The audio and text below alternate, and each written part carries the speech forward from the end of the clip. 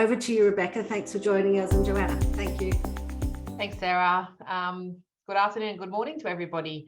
So as we sort of mentioned, we are into a 4-part series. So we're now at the conclusion of those 4 parts. So the FEFO team started mid-October looking at psychosocial factors in the first webinar, which really looked at the differences between ISO 45003, the code of practice, and how best to utilise that as we navigate the response to psychosocial risks in our workplaces. The second webinar, we heard from Claire at Levant Consulting, which provided some great insights into how to proactively think about and lead change in your organisations. And probably one of my favourites is last week we heard from the fabulous Vicky Wallen at Gotcha for Life, which focused on, and for those of you who joined in, I hope you're all sort of sitting there smiling, because it really, for me, opens up the conversation on mental fitness. So being open with our village, both at work and at home. And that's always a key takeaway for me, is actually having a village at work that support you. Now, I guess with that in mind, today FEFO have partnered with Joanna Hull from Hull Consulting to look at how as safety professionals we can partner with HR. So as mentioned in the first one, I've previously worked in a safety role with Joanna as my HR equivalent and support. Working together was fantastic. And at times we really did stretch each other's thinking from our different perspectives. What I probably valued most when collaborating with Jo in her HR role was when we were challenged in our thinking, Jo was able to anchor everything back to our people, our employees, our managers, our leaders, who really are the heart of what we're trying to achieve when we've got competing, sometimes, thoughts and processes. So in that, I guess, in many respects, complemented my process, risk-based approach as a safety professional. This, along with her skills in navigating and supporting to ensure we followed a fair and just process, which sometimes meant frustration at slowing things down, so ultimately we can achieve sort of beneficial outcomes as a business across what we were trying to solve. Welcome, Jo. Thanks, Beck. Pleasure to be here to talk about such an important topic and how we can, have HR teams and safety teams working together to respond.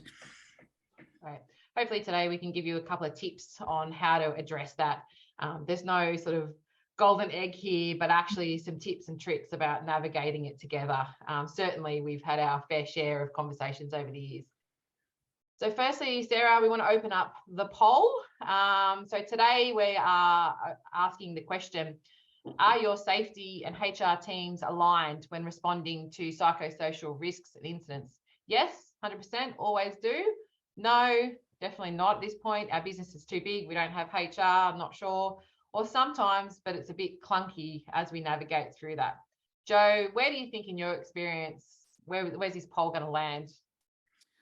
I would say it's probably going to land in the sometimes, but it's clunky. I think the opportunity to come together is definitely increasing as organisations shift to a people-centred approach. But I think in HR and safety teams are still working out how does that work and in reality. Okay, we're just out there, so I'll share the results if you like, Rebecca. Beautiful. Okay. Sometimes, but it's clunky, 47%. There's still 25% that don't engage with HR, which I think that is such an awesome opportunity for those people to really benefit from a different skill set. Okay. All right.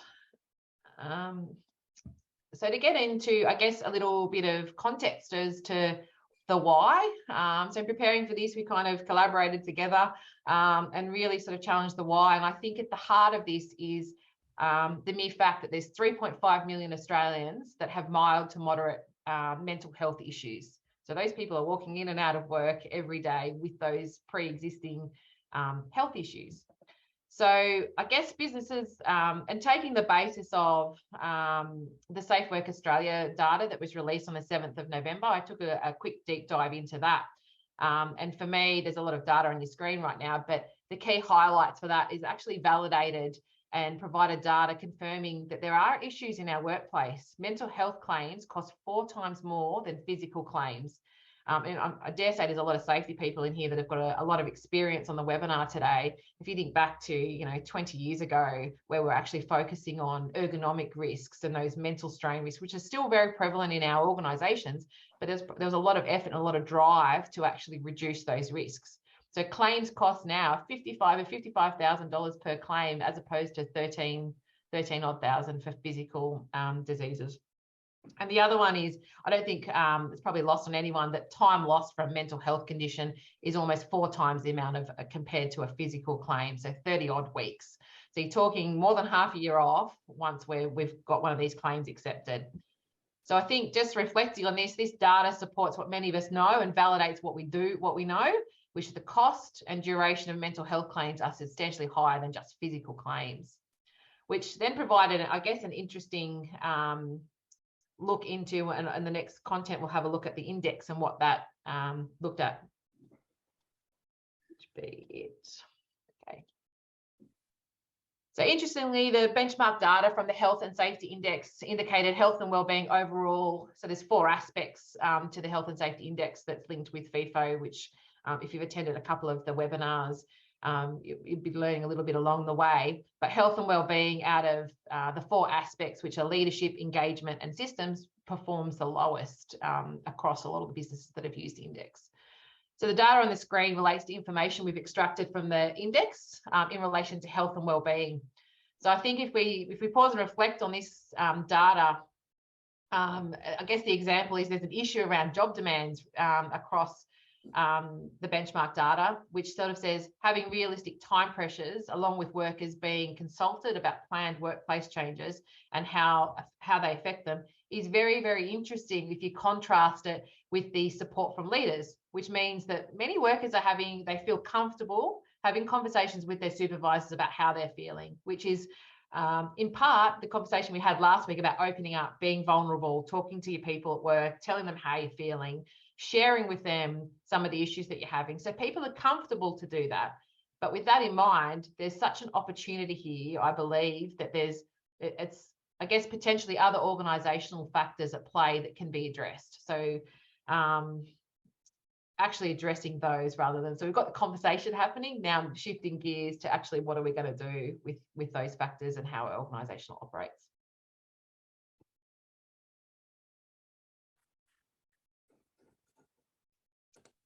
So that being said, there's many psychosocial hazards and factors that we've discussed in the first webinar that are reflective in the Code of Practice and ISO 45003. These can be, I think, a maze to navigate, and we actually did this slide originally with a bit of a maze across it to trying to navigate them, but actually it reflects, on the flip side, a really good opportunity for us to look and enable good health in our workplaces rather than looking at it, oh gosh, we've got to respond to the work environment. What are we going to do? That's such a problem. But actually forward thinking and having a different approach where we look at any of these factors on here and go, what are we going to do around remote work? It's not going away. What are we going to do that's actually meaningful for our workers? Jo, from your perspective, are there any key areas or trends relating to these factors that you're seeing greatly impacting organisations? Yeah, thanks, Beck.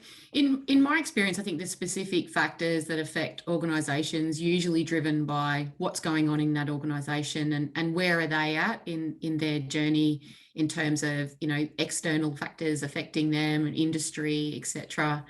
But I do think if we want to talk about some sort of consistent impacts that COVID has meant, the changes COVID's made in terms of how we work and how we live, that many organisations are seeing some changes or, some of those factors really start to emerge around remote working and the impact on people in remote working and burnout, change management, work balance. Those factors are becoming quite prevalent. I think it's also, good to talk about, the data points you talked about around the impact that psychosocial hazards are having on people, and so employees in businesses, which then in turn obviously has an impact on the organisation because those people are absent, and obviously there's cost to organisations as well. And so good psychosocial hazard management really is an opportunity to enable good health for both employees, but also enable good health for organisations as a whole. And as you said, that maze, and that complexity of identifying the hazard can be complex. But that complexity, what it means is, from an HR perspective, I would say, is a shift in thinking. And I think about, the example of role clarity, and typically when we talk about role clarity and giving people role clarity, it's from a performance perspective. So how do we better clarify what they need to do to be considered performing in their role and delivering? However, when we think about it with a lens of managing psychosocial risk, we've got to think more broadly then about the role and the impact that the role has on those that are performing it. And that's where that job demand comes into that as well.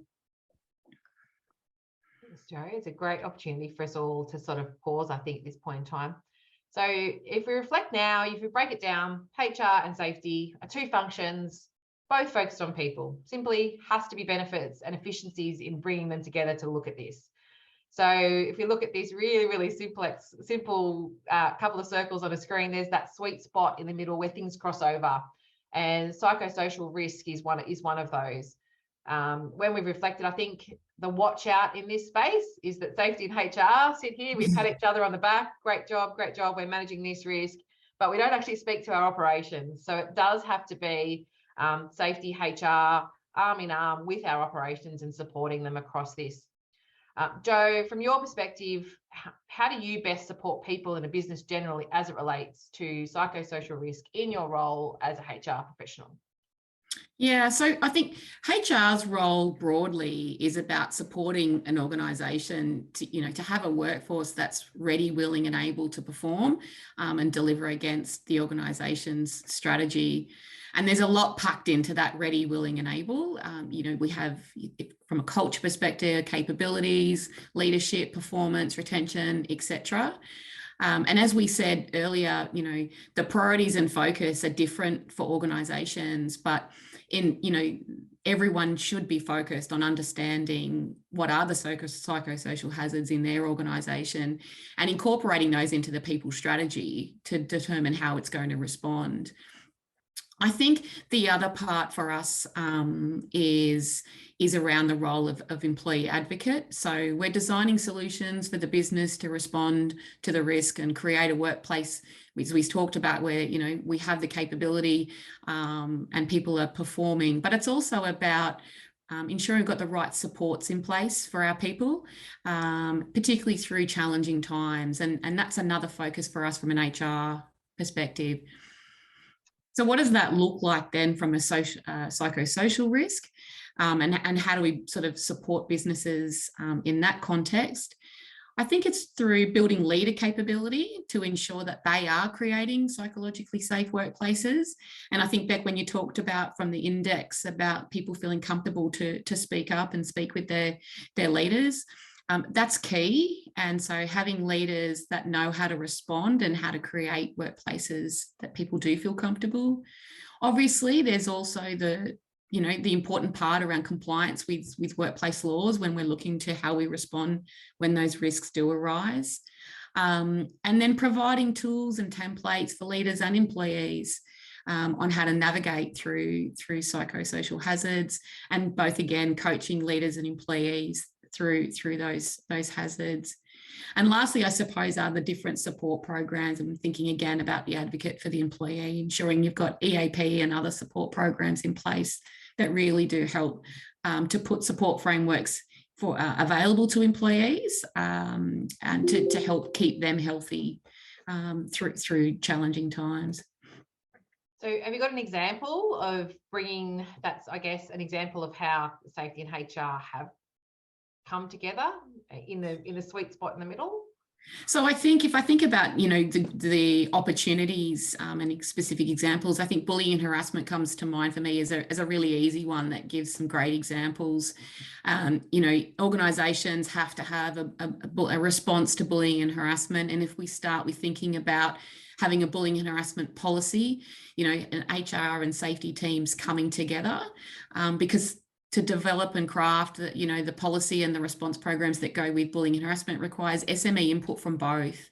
We both have legislative requirements that we need to meet. We both create the employee experience when such an incident arises. And we then obviously both work with leaders around responding to that and creating a workplace that obviously is free from that risk. And I think that's a really easy example or opportunity to come together for safety and HR teams to be working together. For me, from an HR perspective, one of the great things I've found with partnering with safety is the tools and frameworks that you bring to the conversation from a risk perspective, consequence matrix, risk assessments, etc. That is, they're tools and frameworks that we don't typically have as SMEs in an HR space. It is interesting. People being at the heart of it and actually managing people risk is, I guess, the sweet spot. Okay. So with that all in mind, in identifying risks, there's lots of tools, and hopefully this is sort of showing safety have tools, HR have tools. Where does these risks or events or occurrences, whatever we want to call them, when we're responding to those, we both kind of agree we're both going to be, from a HR and a safety perspective, exposed to information that tells us that there's a risk in the business. Jo, I guess talk us through from your perspective what you see. Yeah, look, I think, particularly if you just look at this slide, there's so many examples of really great, rich data sources between the two of us. And again, these are, if we talk about touch points or opportunity points to come together, this is, an excellent example of that. Using this data that we both get, you get through incident reports and field visits and etc., and we can see through turnover and absenteeism, etc. Using that data collectively and sharing insights between us is a great starting point for collaboration and joint risk management planning. So I guess switching gears a little bit to something a little bit more tactical. We've sort of been talking at a strategic, a bit of a high level, but taking a deep dive tactically on how business can respond and investigate psychosocial events. Jo, can you talk us through how things are in place? We've kind of challenged our thinking a little bit about actually traditionally, how did that used to happen versus now the collaborative approach that you recommend we take? Yeah, I think traditionally when we think about, managing and responding to psychosocial risks or incidents, it was typically reactive. An incident occurred, for example, someone might have made a complaint or a risk was identified or raised, and we in HR would investigate that incident. We'd take action if and where required and close the issue. I think what's different now is it's a more proactive approach is being undertaken. So we're really starting to try and anticipate what might happen, assess the risk and take action. And really, it's for me, I think about it, it's sort of really shifting from responding to a workplace grievance to really taking a holistic view of all the psychosocial risk factors at work and in workplaces, and then implementing targeted actions to address those that are relevant in your organisation. I think, I guess just to add to that, when we were preparing for this, obviously took a look at the code of practice, and a couple of the highlights in there was that a formal investigation might not always be the most effective option when you're responding to psychosocial risk events. And it goes without saying, the earlier issues are identified, the less likely a formal and complex investigation will be required, which goes to, I guess, building on your point, Jo, that using the data points that we've sort of talked about in the slide previously gives us an opportunity then to actually just take a look at it and respond without going through a complex investigation. Other two key quick things was sometimes consider an external investigator, which making sure they're impartial and that they're skilled and experienced in undertaking those sorts of investigations. I think the element is that there's that confidentiality element that you need to maintain throughout these, and making sure that these sorts of incidents don't end up in reports and things along the way. Anything else to add to that one, Jo? No, I'm all good. Thank you. Okay. I think we've got a couple of questions, but we might just save those to the end. So then I guess in responding to psychosocial risk, this is obviously the reason we have a webinar today, is that there's a great opportunity to partner with HR to manage these. So traditionally, we have, an over-reliance on promotion with posters without sort of effective action versus, I guess, a targeted approach on risk controls. And what I mean by that is posters versus actually looking at job design, looking at the root cause of those issues and actually partnering with your HR people to actually understand what are the job requirements, what are the job demands, fleshing that out. Is that reasonable? So that's kind of the old versus new. And I think most of us, hopefully on this webinar, probably had some experience where it's, a psychological claims come through. We're so focused on managing the LTI rather than actually making sure that person has got the support around them that's appropriate and that they are safe.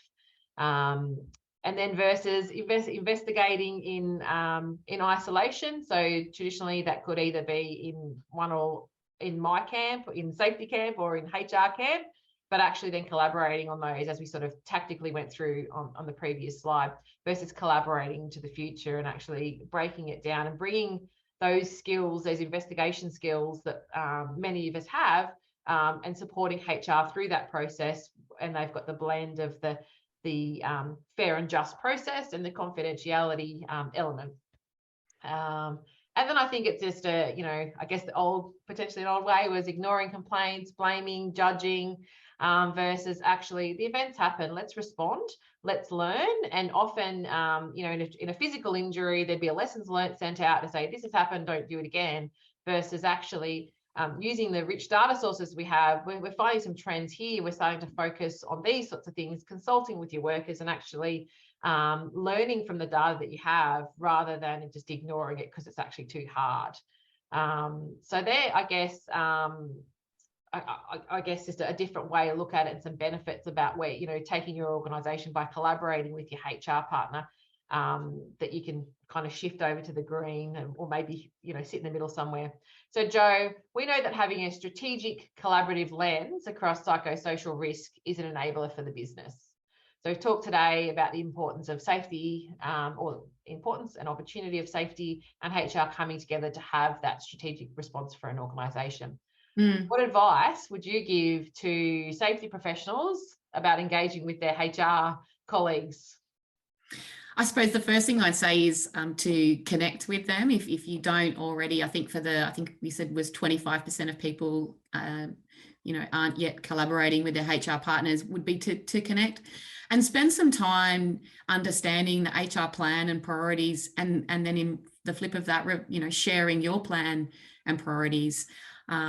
Maybe, identify at least one opportunity where there's you could align and collaborate, and psychosocial risk is probably a good one. And then find those opportunities where you can present back to the business integrated solutions, because that's where there's the real value add back to the organisation, but also to the people in your organisation.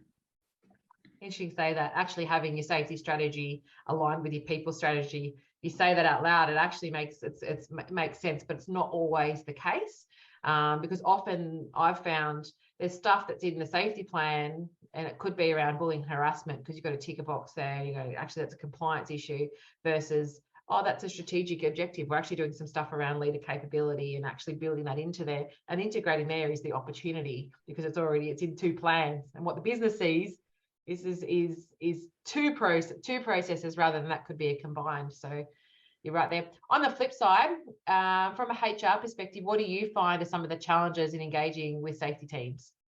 Yeah, look, and I think you hinted at the beginning around some of the frustrations that you felt as we work together, and I would say one of them is probably that we both have quite different legislative frameworks to work within, and with defined and obligations, and ensuring we both have an understanding and appreciation for those obligations, I think, is important, particularly when navigating psychosocial hazards and incidents.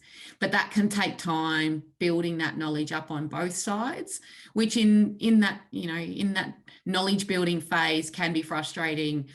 You guys might be sort of thinking, why is this taking so long? Why can't we just do X, Y, Z? Or not feeling like, your HR colleagues have a good understanding of safety legislation that you're trying to adhere to. So I think that's probably one of the greatest challenges, is just that heavy legislative framework we're both operating in.